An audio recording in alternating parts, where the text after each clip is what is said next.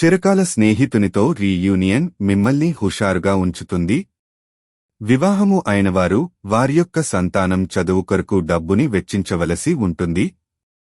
కుటుంబ సభ్యులు మీ అంచనాలను నెరవేర్చలేరు.